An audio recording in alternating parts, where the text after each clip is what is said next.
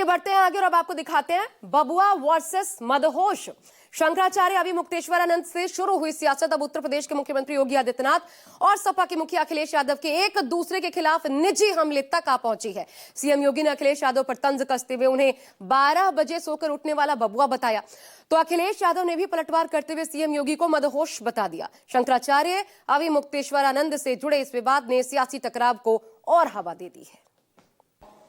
12 बजे सो करके उठने वाले बबुआ को कहां फुर्सत थी कि उन गरीबों के बारे में सोच सके।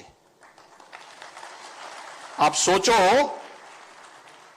सोचो जिस प्रदेश का मुखिया 12 बजे सो करके उठता होगा, उसके लिए कोई सूर्योदय की बात करेगा तो वो तो सपना मानेगा, बोले बेफिजुल की बात कर रहे हो। और जिनकी आंखें दिन भर बंद रहती हैं, अगर ध्यान से देखोगे तो दिन भर आंखें बंद रहती हैं और जाकर भी मदहोश रहते हैं वो। यूपी के सीएम और पूर्व सीएम की सियासी बयानबाजी।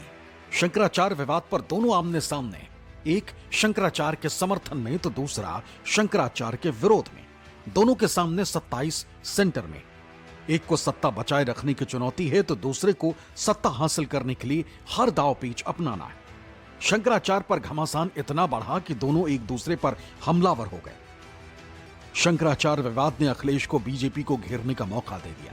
अखिलेश लगातार सवाल पूछ रहे हैं कि आखिर बीजेपी का ये कौन सा हिंदुत्व है जो शंकराचार्य को अपमानित करता है, जो साधु संतों के सवाल पूछने पर भी उन्हें पिटवाता है।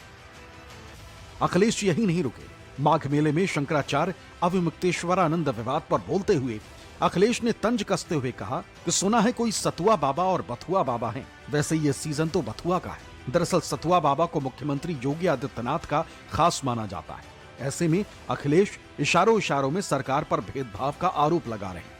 और जिनकी आंखें दिन भर बंद रहती हैं, अगर ध्यान से देखोगे तो दिन भर आंखें बंद रहती हैं और जाकर भी मदहोश रहते हैं वो।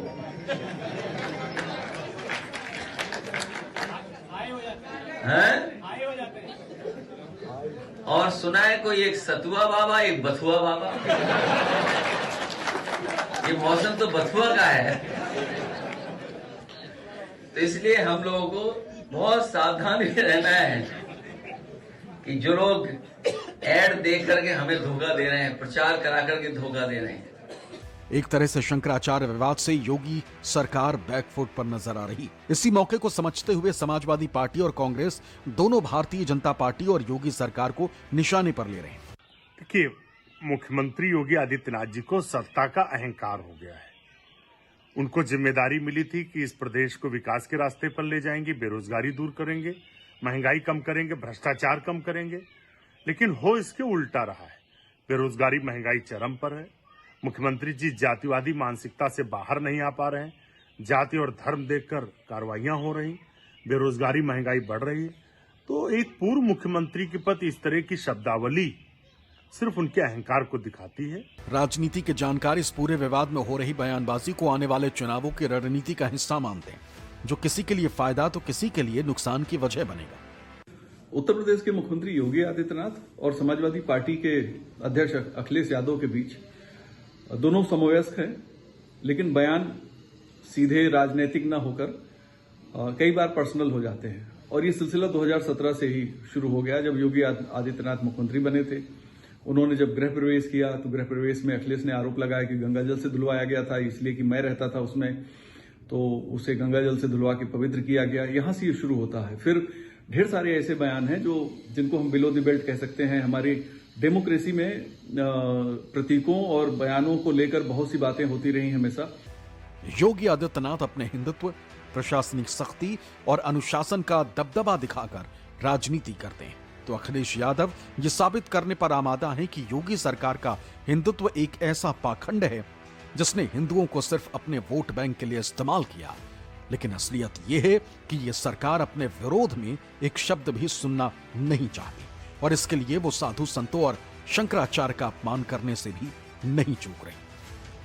शंकराचार्य, सनातन और ब्राह्मणों के अपमान को मुद्दा बनाकर अगर अखिलेश यादव लगातार योगी सरकार पर हमले कर रहे हैं, तो उत्तर प्रदेश के सीएम योगी आदित्यनाथ ने भी अखिलेश यादव पर पलटवार करते हुए उन्हें बबुआ बता दिया। ये कड़वाहट और तलखी इसलिए भी बढ़ रही है क्योंकि अखिलेश यादव लगातार भारतीय जनता पार्टी के हिंदू वोट बैंक में विभाजन कराने की कोशिश कर रहे हैं और इस खतरे को खुद उत्तर प्रदेश की योगी सरकार भी समझ रही है, क्योंकि वो जानती है कि अगर हिंदू मतों में विभाजन हुआ तो बीजेपी का वोट बैंक कमजोर होगा और पीडीए मजबूत। कैमरा पर्सन धर्मेंद्र कुमार साहू के साथ मानस श्रीवास्तव, लखनऊ, न्यूज़ 24।